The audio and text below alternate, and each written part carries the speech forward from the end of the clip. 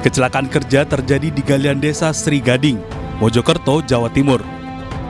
Lokasi galian dengan tebing setinggi 8 meter longsor dan menimpa truk yang sedang menunggu antrean. Akibat kecelakaan ini, seorang supir truk tewas di lokasi. Korban langsung dibawa ke rumah sakit Mawadah untuk dilakukan otopsi. Ini informasinya sekitar pagi hari terjadi 8 jam 9 pagi. Itu ada kejadian longsoran di galian C di desa Sri Gading, Kecamatan Moro. Pada saat itu pekerja itu menunggu antrian untuk mengisi material, dan tiba-tiba tebing di atasnya itu longsor dan menimpa salah satu kendaraan yang antri. Kebetulan ada sopir yang mengantri sehingga tertimbun. Untuk korban Pak, kondisinya Pak? Kondisinya korban tewas, Mas. Meninggal dunia. Pak Yusman, warga Purwojati. Untuk penyelidikannya gimana Pak selanjutnya? Ini penyelidikannya dari teman-teman dari Polres masih melakukan identifikasi. Polisi langsung menutup lokasi dengan memasang garis polisi. Polisi juga meminta keterangan sejumlah saksi mata untuk mencari penyebab tebing yang longsor.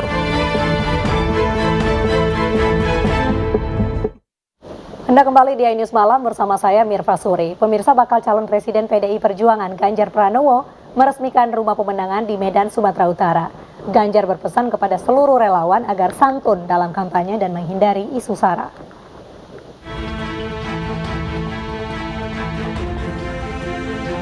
Bakal calon presiden dari PDIP Ganjar Pranowo meresmikan rumah pemenangan Ganjar di Jalan C. Serayu, Medan, Sumatera Utara Minggu siang. Disambut ratusan relawan yang sudah menunggu calon presidennya sejak pagi hari, Ganjar pun disematkan ulos Batak dan langsung memotong pita rumah pemenangan. Dalam kata sambutannya, Ganjar berpesan kepada seluruh kader untuk mulai melakukan pendataan kepada seluruh relawan hingga tingkat kecamatan dan kelurahan. Ganjar juga berpesan kepada seluruh relawan dalam melakukan kampanye agar santun dan menghindari isu sara dalam postingan di sosial media. Tolong betul-betul kalau yang nanti kampanye atau menyampaikan pesan melalui medsos, kita pakai kalimat positif dan baik. Saya titik betul agar kita tidak membawa isu-isu sara. Kita jaga. Soal materinya apa dan sebagainya nanti dari pusat akan kita suplai. Selain meresmikan rumah pemenangan, Ganjar juga menghadiri acara konsolidasi dengan kader dan partai yang dihadiri Partai Perindo, Partai Hanura, dan P3.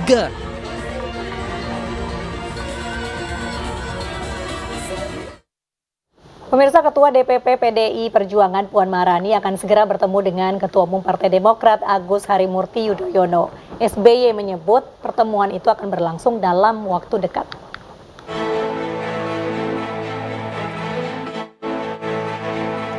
Susilo Bambang Yudhoyono menanggapi soal rencana pertemuan putranya AHY dengan Puan Maharani.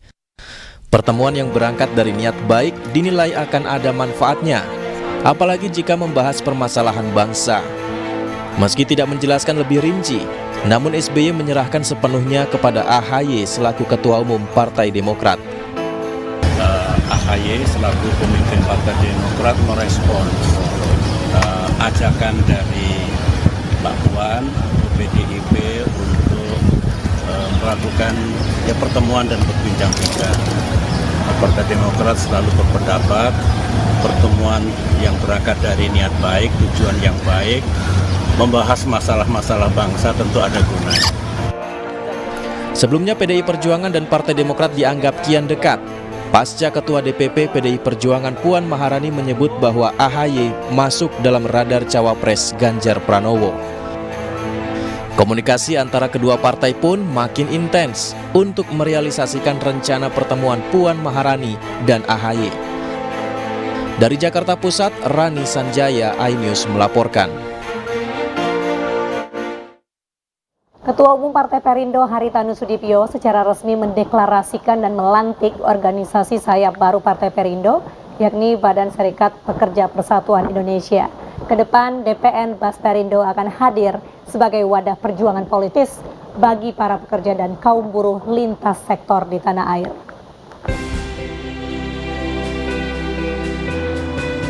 Partai Perindo menggelar deklarasi dan pelantikan Dewan Pimpinan Nasional (DPN) Badan Serikat Pekerja Persatuan Indonesia (Basperindo) di kantor DPP Partai Perindo Jakarta. Sebagai partai modern, peduli dengan rakyat kecil dan berjuang untuk penciptaan lapangan kerja, Partai Perindo dan Basperindo akan berjuang dalam meningkatkan kesejahteraan rakyat, terutama para pekerja dan buruh di Indonesia. Kalau kita jabarkan satu persatu, petani, nelayan, bahkan di UKM, itu banyak buruh di situ, unsur buruh di sana. Dan itu sesuai dengan perjuangan daripada Partai Perindo, bagaimana memajukan Indonesia melalui kesejahteraan, dan kesejahteraan siapa? Kesejahteraan masyarakat yang tentunya masih ketinggalan. Dan antara lain adalah kaum buruh. Basperindo akan fokus pada program pengembangan kompetensi serta pelatihan untuk peningkatan produktivitas dan daya saing pekerja.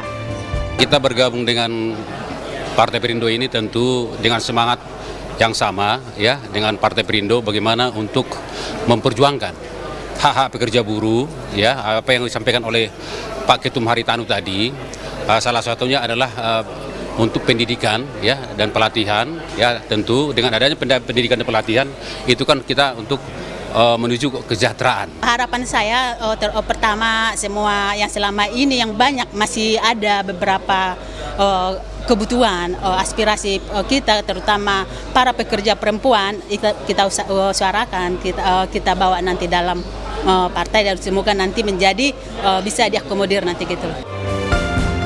Basperindo hadir sebagai rumah perjuangan bagi seluruh unsur serikat pekerja atau serikat buruh, baik dari Federasi Tenaga Kerja Formal dan Informal, termasuk UMKM, pegawai kontrak, hingga honorer dan sektor lainnya. Dari Jakarta, Tim Liputan iNews melaporkan.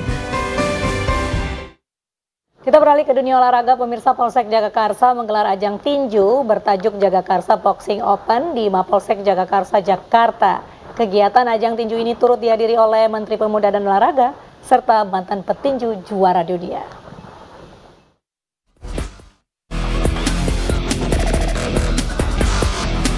Polsek Jagakarsa menggelar kompetisi tinju bagi generasi muda bertajuk Jagakarsa Boxing Open dengan peserta puluhan petarung berusia remaja dan pemuda yang diselenggarakan di lapangan apel Komando Polsek Jagakarsa, Jakarta Selatan. Ajang tinju ini diikuti 54 partai dengan jumlah peserta 108 petinju amatir. Kapolsek Jagakarsa Multazam Lisendra menjelaskan tujuan pertandingan boksi terbuka ini digelar dalam rangka mengajak generasi muda untuk sportif, produktif, dan menjauhi tawuran antar pelajar dan antara remaja. Liga ini tujuannya adalah memberikan jam terbang untuk para atlet dari Jagakarsa Fight Club untuk bertemu dengan lawan-lawannya di selevel.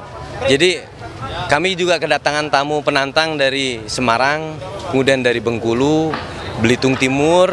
Mereka jauh-jauh datang kemari untuk mengadu ilmu dengan petarung kami dari Jagakarsa Fight Club. Jagakarsa Boxing Open juga turut dihadiri oleh Menteri Pemuda dan Olahraga Dito Aryo Tejo serta mantan petinju juara dunia Elias Pica. Saya sangat menyambut dengan positif karena ini yang Bapak Presiden Jokowi inginkan, bahwa yang namanya gelar-gelar kejuaraan dan pertandingan itu diselenggarakan dari tingkat paling bawah, yaitu kalau ini Kapolsek, jadi ini ranahnya itu RT RW sampai wilayah Jakarta Selatan. Dan ini pilihannya Jagakarsa Boxing Open sangat baik, yaitu tinju, di mana memang angka kekerasan antar siswa di Jakarta ini tinggi dan masih maraknya tawuran. Dan ini merupakan kanalisasi energi anak muda yang sangat cocok, gimana kita mentransformasikan dari yang biasanya anak muda ini tawuran dialihkan ke olahraga tinju. Dito berharap kegiatan Boxing Open ini bisa digelar secara luas dan menginspirasi kalangan anak muda untuk menjalankan kegiatan positif. Dari Jakarta, Irfan Hardiansah, iNews melaporkan. Pemirsa, Timnas Indonesia terus memaksimalkan latihannya jelang FIFA Matchday melawan Palestina 14 Juni mendatang.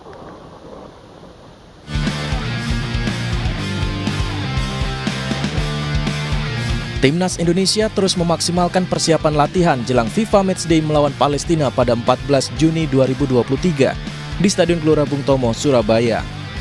Hingga saat ini satu demi satu para pemain semakin lengkap mengikuti jalannya pemusatan latihan timnas, kecuali Sandy Walsh yang cedera.